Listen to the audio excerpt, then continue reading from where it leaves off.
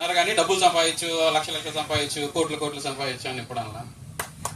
తండ్రిగా నా తండ్రి నాకు మంచి లక్షణాలు నేర్పించాడు. ఏనాడు ఒకరు మోసం చేయొద్దు. నా తండ్రి పేరు నాకు పెట్టుకొని సమాజానికి ఏదైనా సేవ చేయాలని కోరిక నాలో ఉందన్నారు. సరే, ఆశయము పెద్దది, అది అంటారు చేరాల్సిన గమ్యం దూరం, చీకటి, అందులో ఒంటరి ప్రయాణం లాగా ఏనాడు ఇబ్బంది పడకుండా, ఒంటరి ప్రయాణం కాకుండా నా తండ్రి నాకైనా ఆర్థిక పరంగా కానివ్వండి, మానసిక పరంగా కానివ్వండి, ఈనాడు వెనక ఒక పర్వతం లాగా, మంచి బలం లాగా వెనక తిరిగి చూసుకోవాలి.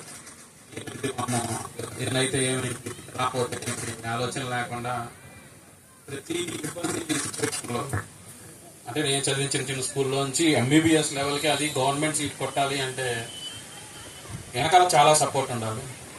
అప్పుడు ఒక గవర్నమెంట్ సీట్ రాకపోతే వేరే సీట్ ఆలోచన, అవన్నీ చాలా భయం ఉండేది. లేదు, నువ్వు చదువు, నీ